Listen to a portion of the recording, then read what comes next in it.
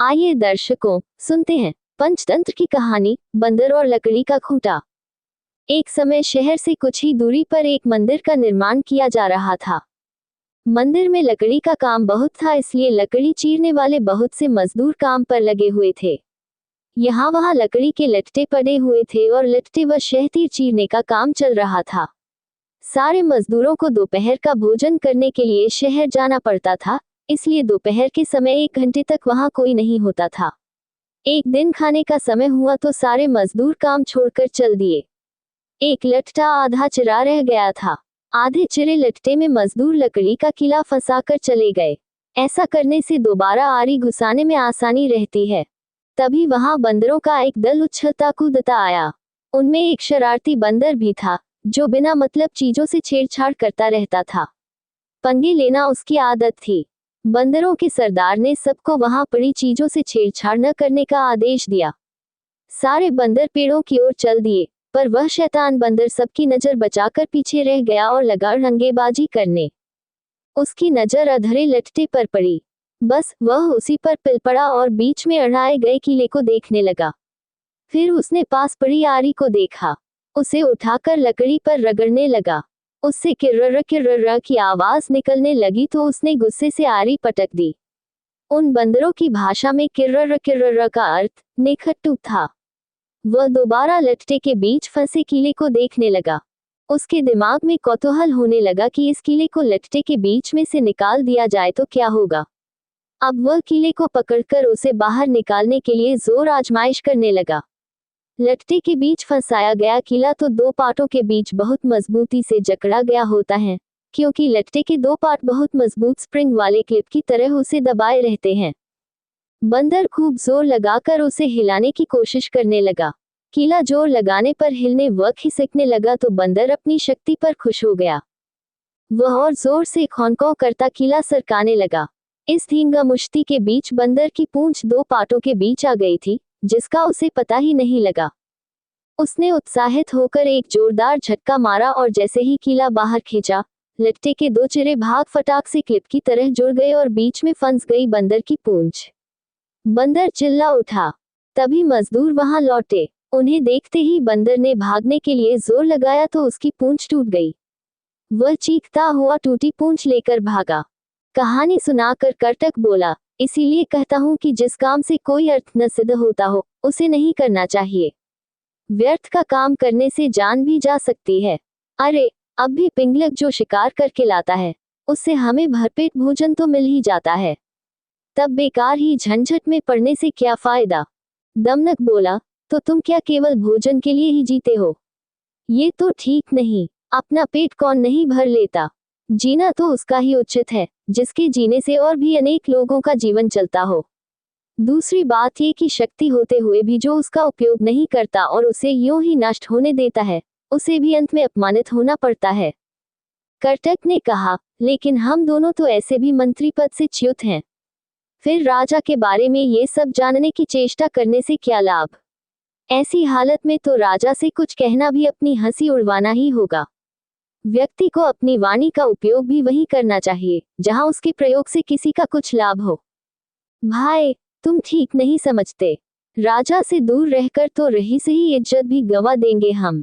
जो राजा के समीप रहता है, उसी पर राजा की निगाह भी रहती है और राजा के पास होने से ही व्यक्ति असाधारण हो जाता है। कर्टक ने पूछा, तुम आखिर करना क्या चाहते हो? हमारा स्वामी पिंगलक आज भयभीत है। दमनक बोला, उसके सारे सहचर भी डरे से हैं। मैं उनके भय का कारण जानना चाहता हूँ। तुम्हें कैसे पता कि वे डरे हुए हैं? लो, ये भी कोई मुश्किल है। पिंगलक के हाव भाव, चाल ढाल, उसकी बातचीत, आंखों और चेहरे से ही स्पष्ट जान पड़ता है कि वह भयभीत है। मैं उसके पास जाकर उसके भय के कारण का पता करूंगा, फिर अपनी बुद्धि का प्रयोग करके उसका भय दूर कर दूंगा। इस तरह उसे वश में करके मैं फिर से अपना मंत्री पद प्राप्त करूंगा। कर्टक ने फिर भी शंका जताई, तुम इस विषय में तो कुछ जानते नहीं कि राजा की सेवा किस प्रकार करनी चाहिए। ऐसी स्थिति में उसे वश में कैसे कर लोगे? दमनक बोला, राजसेवा के बारे में मैं नहीं जानता, ये तुम कैसे कह सकते हो? बचपन में पिता के साथ रहकर मैंने सेवाधर्म तथा राजनीति के विषय में जो कुछ भी सुना, सब अच्छी तरह सीख लिया है। इस पृथ्वी में अपार स्वर्ण है, उसे तो बस शूरवीर, विद्वान तथा राजा के चतुर सेवक ही प्राप्त कर सकते हैं। कर्टक को फिर भी विश्वास नहीं आ रहा था। उसने कहा, मुझे ये बताओ कि तुम पिंगलक के पास जाकर कहोगे क्या? अभी से मैं क्या कहूँ? वार्तालाप के समय तो एक बात से दूसरी बात अपने आप निकलती जाती है। जैसा प्रसंग आएगा वैसी ही बात करूंगा। उचित अनुचित और समय का विचार करके ही जो कहना होगा कहूंगा।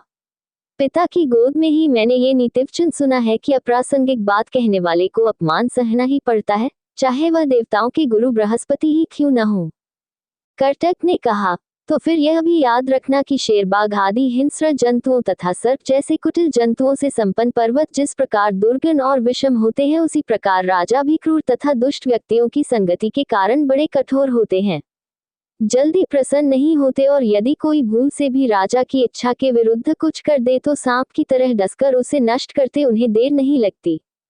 दमनक बोला, आप ठीक कहते हैं। बुद्धिमान व्यक्ति को स्वामी की इच्छा के अनुकूल कार्य करके उसे प्रसन्न करना चाहिए। इसी मंत्र से उसे वश में किया जा सकता है। कर्टक ने समझ लिया कि दमनक ने मन ही मन पिंगलक से मिलने का दृढ़ निश्चय कर लिया है। वह बोला, ऐसा विचार है तो अवश्य जाओ। बस मेरी एक बात याद रखना कि राजा के पास पहुंचकर हर समय सावधान रहना। तुम्हारे साथ ही मेरा भविष्य भी जुड़ा है। तुम्हारा पथ मंगलमय हो। कर्टक की अनुमति पाकर दमनक उसे प्रणाम करके पिंगलक से मिलने के लिए चल पड़ा। सुरक्षा के लिए व्यूह के बीचों बीच बैठे पिंगलक ने दूर से ही दमनक को अपनी ओर आते देख लिया। उसने व्यूह के द्वार पर नियुक्त प्रहरी से कहा, मेरे पूर्व महामंत्री का पुत्र दमनक आ रहा है। उसे निर्भय प्रवेश करने दो और उचित आसन पर बैठाने का प्रबंध करो। दमनक ने बेरोक टोक पिंगलक के पास पहुंचकर उसे प्रणाम किया। साथ ही उसका संकेत पाकर वह निकट ही दूसरे मंडल में बैठ गया। सिंहराज पिंगलक ने अपना भारी पंजा उठाकर स्नेह दिखाते हुए दमनक के कंधे पर रखा और आदर के साथ पूछा, कहो दमनक, कुशल से तो रहे? आज बहुत दिनों के बाद दिखाई पड़े। किधर से आ रहे हो? दमनक बोला, महाराज के चरणों में हमारा क्या प्रयोजन हो सकता है, किंतु समय के अनुसार राजाओं को भी उत्तम, मध्यम तथा अधम हर कोटि के व्यक्ति से काम पड़ सकता है।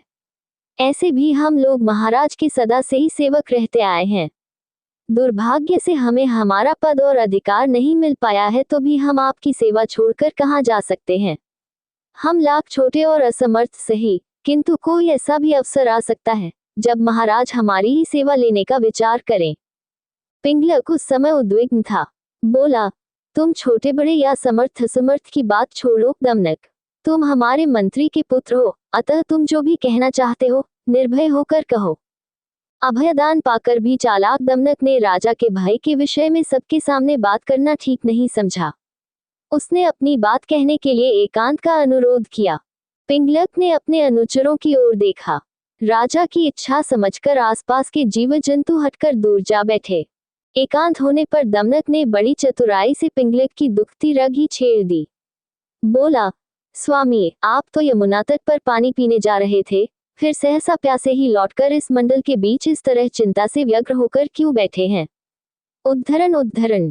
दमनक की बात सुनकर सिंह पहले तो सकुचा गया, फिर दमनक की चतुराई पर भरोसा करके उसने अपना भेद खोल देना उचित समझा। पल भर सोच कर बोला, दमनक, ये जो रह रह कर गर्जना सी होती है, इसे तुम भी सुन रहे हो ना? सुन रहा हूँ महाराज, बस इसी के कारण मैं क्षुब्ध हूँ। तट पर यही गर्जना बार बार हो रही थी।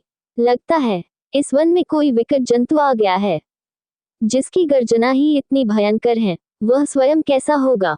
इसी के कारण मैं तो ये जंगल छोड़कर कहीं और चले जाने का विचार कर रहा हूँ। दमनक ने कहा, लेकिन मात्र शब्द सुनकर भय के मारे अपना राज्य छोड़ना तो उचित नहीं है महाराज। शब्द अथवा ध्वनि का क्या है? कितने ही बाजों की ध्वनि भी गर्जना की सी बड़ी गंभीर होती है, और अपने पुरखों का स्थान छोड़ने से पहले पता तो करना ही चाहिए कि ध्वनि का कारण क्या है।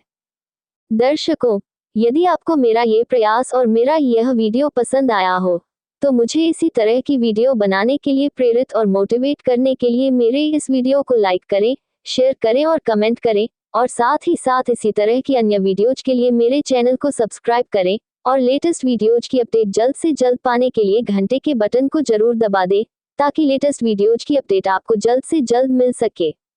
दर्शकों, फिर मिलेंगे इसी तरह की लेटेस्ट वीडियोस के साथ। तब तक के लिए जय श्री राधे कृष्णा।